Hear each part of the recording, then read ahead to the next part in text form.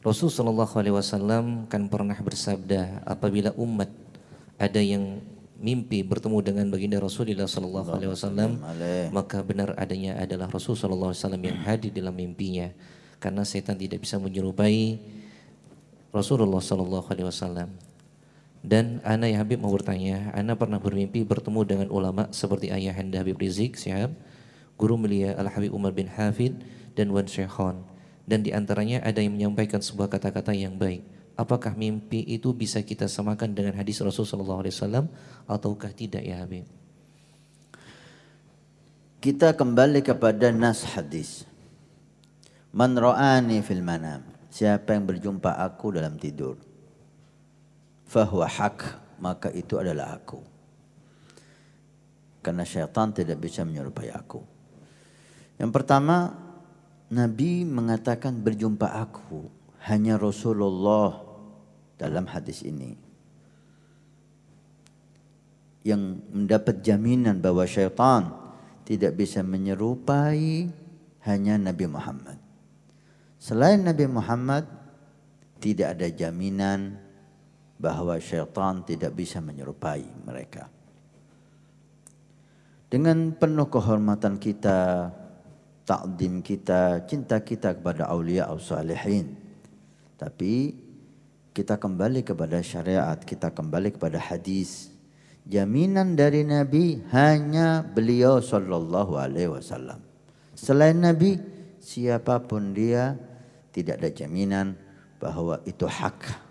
Artinya, kita bermimpi siapapun, baik itu ulama, baik itu aulia, maka mimpi kita jika mengandung perintah, mengandung ajakan, hendaknya kita timbang hal itu dengan syariah. Jika tidak melanggar syariah, tidak bertentangan dengan syariah ajakannya, apalagi fi dhimni syariah, bermimpi bertemu guru mulia kita, kita disuruh sholat tasbih umpamanya. Ini sholat tasbih walaupun tidak disuruh guru mulia, itu adalah sunnah Nabi Sallallahu Alaihi Wasallam. Artinya ajakan beliau di dalam mimpi sesuai dengan ajaran Nabi Sallallahu Alaihi Wasallam, maka silahkan anda ambil. Silahkan anda ambil. Tapi jika mimpi kita berjumpa siapapun mengandung ajakan, mengandung perintah yang bertentangan dengan Nabi Sallallahu Alaihi Wasallam, maka itu syaitan yang menyerupai orang saleh tersebut. Apakah bisa syaitan menyerupai wali, Habib? Wallahu a'lam. Yang jelas ajakannya, perintahnya bertentangan dengan Nabi. Dan jaminan dalam hadis itu hanya Nabi Sallallahu Alaihi Wasallam. Bahkan Syekh Ali Jum'ah sangat indah sekali punya pendapat bahwa jaminan berjumpa Nabi itu hanya melihat, bukan mendengar. Artinya Nabi mengatakan dalam hadis itu, man ra'ani, bukan man sami'a maqalati. Siapa yang melihat aku, bukan siapa yang mendengar sabdaku. Apa bedanya dua kalimat ini? Hadis memang mengatakan man ra'ani, siapa yang melihat Nabi, itu Nabi. Tidak ada khilaf, syaitan tidak bisa menyerupai. Tapi siapa yang mendengar suara Nabi, dalam mimpi itu dia tidak hanya melihat Nabi, tapi dia mendengar suara Nabi. Maka suara Nabi pun dalam mimpi kita timbang dengan syariat Nabi. Kenapa? Karena tidak ada jaminan syaitan tidak bisa menyerupai suara Nabi. Jaminannya hanya melihat man ra'ani, siapa yang melihat aku.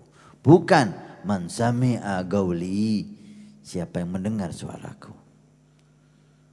Maka jika perintah Nabi pun, suara Nabi dalam mimpi itu menyuruh kita sesuatu hal, Ketika kita timbang perintah itu, kita sodorkan ke syariah bertentangan dengan syariah Nabi sendiri, maka bisa kita putuskan Anda memang melihat Nabi SAW, tapi suara yang Anda dengar bukan suara Nabi.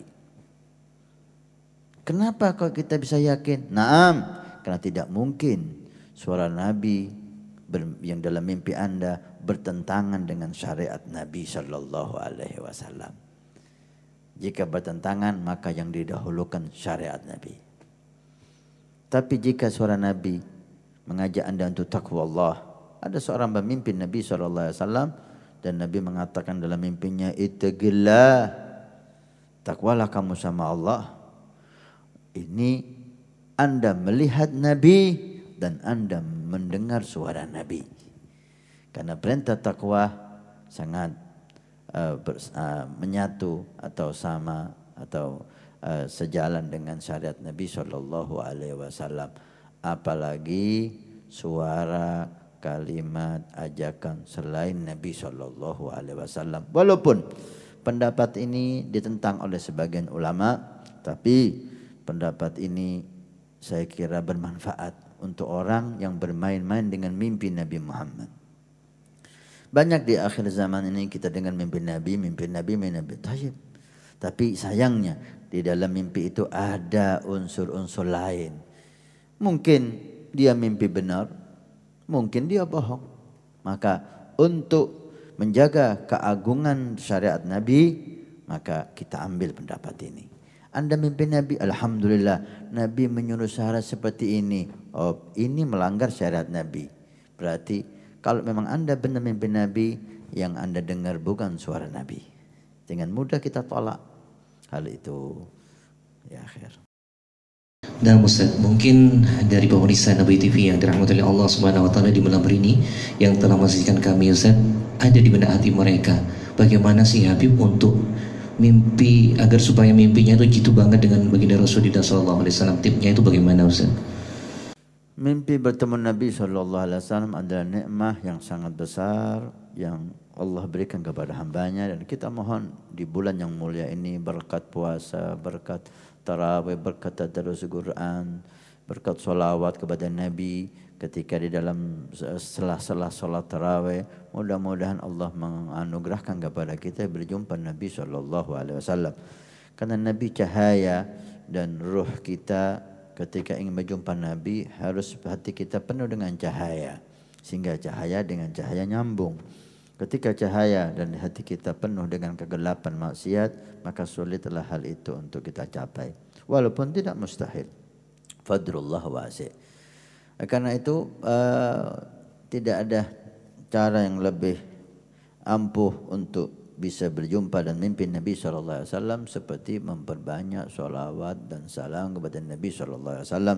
Pernah guru mulia bercerita, salah satu ulama Syria bercerita kepada beliau pada musim haji, berjumpa dengan Siti Habib Ahmad di musim haji, dan si alim ini cerita kepada beliau bahwa datang seorang perempuan kepadanya dengan keadaan menangis dan sedih. Ketika mulai redah ditanya, "Ma yubkiki?" Apa yang membuat kamu menangis wahai ibu? Apakah anakmu meninggal? Karena waktu itu ada peperangan. Apa saudaramu, apa suamimu? Kalau bukan itu semua, tapi apa yang membuat kamu menangis sehebat ini?